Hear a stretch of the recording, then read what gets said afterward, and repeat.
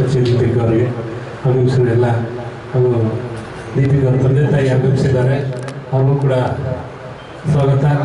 ಇದೇ first time ನಾವು ನೋಡ್ತಿರೋದು, ತುಂಬ ಸಂತೋಷ ಆಗುತ್ತೆ.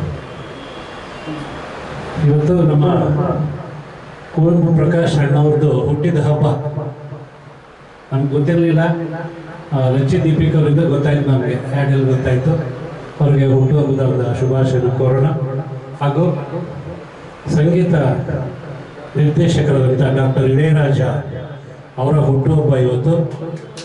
ಡಾಕ್ಟರ್ ಇಳೆಯರಾಜ ಸಂಗೀತ ಸಾಮ್ರಾಟ್, ಎಲ್ಲ ಭಾಷೆಗಳಲ್ಲಿ ಸಂಗೀತವನ್ನು ಕೊಟ್ಟಿರ್ತಕ್ಕಂಥ ಮಹಾನ್ ಚೇತನ ಕಲಾವಿದ ಅಂದರೆ ಡಾಕ್ಟರ್ ಇಳೆಯರಾಜ.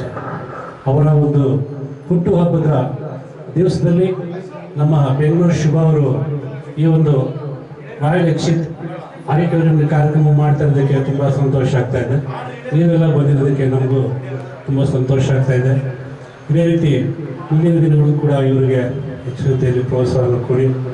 ಕಾರ್ಯಕ್ರಮದಲ್ಲಿ ಡಾಕ್ಟರ್ ಇಳೆಯರಾಜ್ ಅವರ ಸಂಗೀತ ನಿರ್ದೇಶನದ ಡಾಕ್ಟರ್ ರಾಜ್ಕುಮಾರ್ ಹಾಡಿರ್ತಕ್ಕಂಥ ನೀನನ್ನ ಗೆಲ್ಲಲಾರೆ ಚಿತ್ರದಿಂದ ಒಂದು ಮೆಲೋಡಿ ಸಾಂಗ್ ಮಾಡ್ತಾ ಇದ್ದೀವಿ, ಜೀವ ಹೋಗೋಗಿದೆ.